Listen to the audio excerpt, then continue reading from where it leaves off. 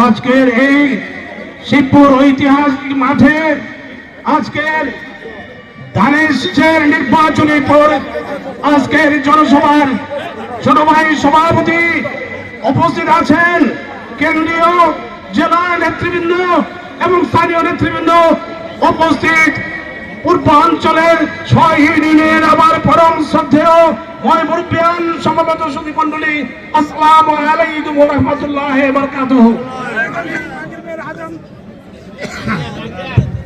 আমি মাগরিবের আযান দেওয়ার আগে আমার বক্তব্য শেষ করে দেব। প্রিয় ভাইয়ের আমার, আপনাদের একটা কথা আমি জিজ্ঞেস করতে চাই। আজকে এই শিবপুর মাঠে একটা ইতিহাস সৃষ্টি করেছেন আপনারা।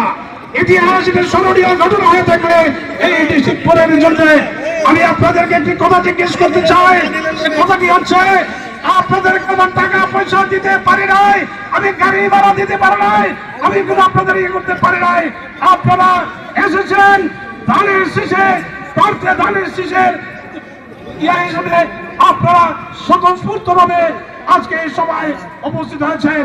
প্রিয় ভাইয়ের আমার, আমি নবীনগর থেকে আমাকে মনোনয়ন দেওয়া হয়েছে আমার প্রতীক ধানের শীষ। আগামী 12 তারিখ আপনারা নির্বাচন কেন্দ্রে উপস্থিত হয়ে ধানের শীষে ভোট দিবেন। ধানের শীষে ভোট দিয়ে ধানের শীষকে বিজয়ী লাভ করবেন।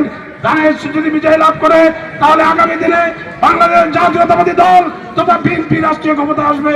বিএনপি রাষ্ট্রীয় ক্ষমতায় আসলে আমাদের প্রিয় নেতা জনাব তারেক রহমান এদেশের প্রধানমন্ত্রী হবে।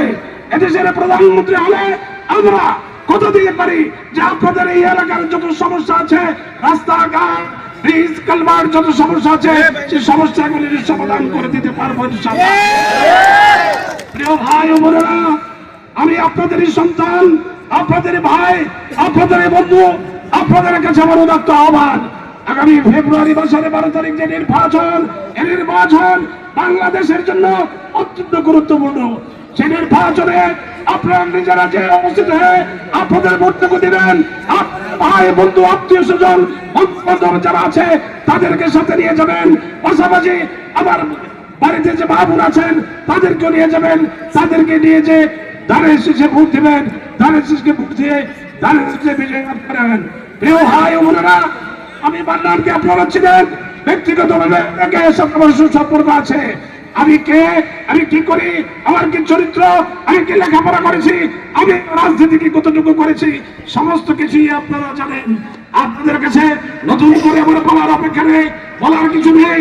আপনাদের কাছে শুধু আমার আহ্বান, আপনারা দয়া করে আপনারা সমস্ত ভুল বুঝাবুঝি সৃষ্টি ভেদাভেদ ভুলে গিয়ে আগামী 12 তারিখ ধানের শীষে ভোট দেবেন।